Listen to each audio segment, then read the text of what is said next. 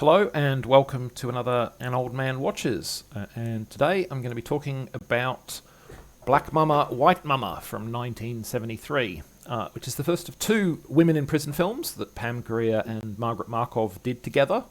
The second one is a sort of Spartacus type knockoff set in Roman times.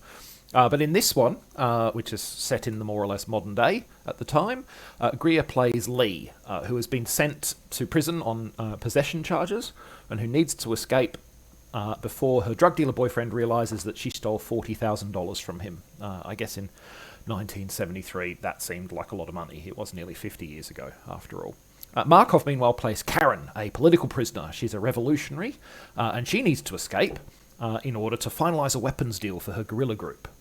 So you've got two women, both in prison, both need to escape, and of course they take an instant dislike to one another. And thus it is inevitable that when they do get their chance to escape, it is while they are physically chained together. And so of course the movie then is about can they overcome their differences and stay ahead of everyone who is chasing them.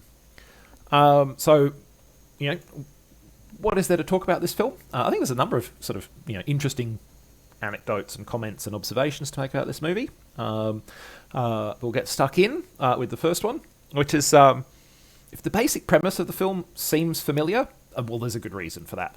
In 1958, there was an Oscar-nominated... In fact, it won, the Oscar for Best Screenplay, but it was also Oscar-nominated for Best Film and Best Actor.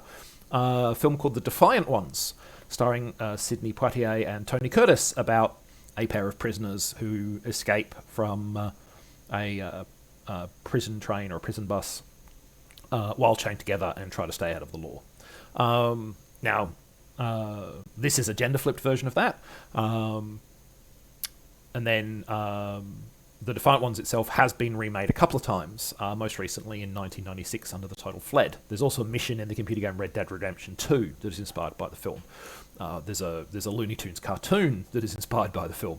There are certainly other movies that have seen even more remakes and reimaginings than The Defiant Ones has, but it's clearly a story that has resonated across several decades. Black Mama, White Mama is just one of the kind of ways that the story has been re-examined over the years. But that's why, if it does seem familiar, that's why. It's a story that's been told a number of times.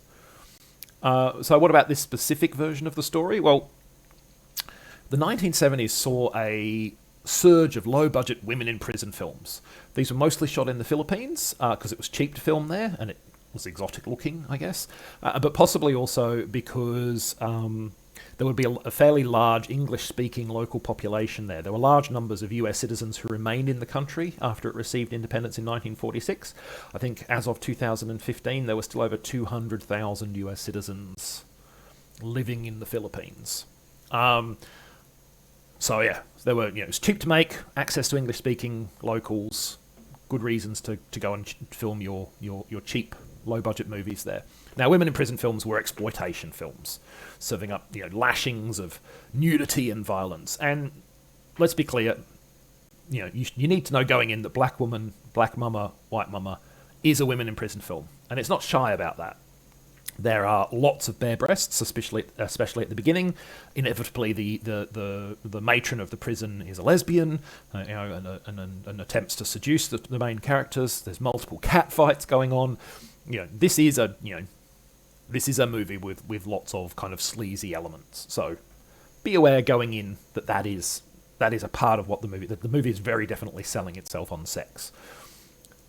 But what's interesting about this movie is that despite the fact that it's clearly selling itself on sex and sleaze, it doesn't feel as gross and tacky as many films of this ilk do. And I think this is very simply because it celebrates and empowers its leading characters. Not only do the two main women both have names and talk to one another about things other than men, so that the film passes the Bechdel test well before the Bechdel test was even invented, but it sneaks in some themes of female empowerment and black power. Pam Grier's Lee is the strongest and fiercest character in the movie, by far.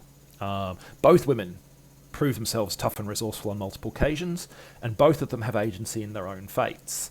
Frankly, there's an awful lot of non-exploitation films that don't manage that much. That's why things like the Bechdel test exist, because women in particular, women being 50% of the population, get pretty poorly treated in media in general. And surprisingly, I remind you, it is an exploitation movie. Both women take their clothes off fairly early on in the picture. Like, that's a part of what the film is about. But it's surprisingly, not gross and sleazy, despite the fact that it is sleazy. So yeah, it's interesting that they manage that. I have seen some of these movies and been like, oh, this is actually uncomfortable to watch. This is not like that. It is actually a fun film. The characters feel like they have agency, strength, and they're not just there basically to be purient eye candy. So yeah, that's Black Mama, White Mama. As exploitation movies go, I think it's a cracker.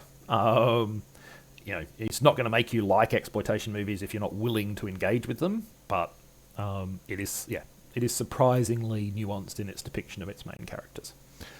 So next time, for comparison, let's talk about a 1951 exploitation film. It's a very different era. Only 20 years apart, but it's a very different era. So yeah, 1951's Bride of the Gorilla, starring Lon Chaney, best known for appearing in horror movies of various kinds. Raymond Burr, who obviously was, I think, TV's Perry Mason, and Barbara Payton, who you may not have heard of, but who at one stage was the next big thing. So a surprisingly kind of recognizable or notable list of names for that movie, like a movie called Bride of the Gorilla. So we'll be talking about that next time. In the meantime, thanks for watching this one, and I hope you enjoyed it.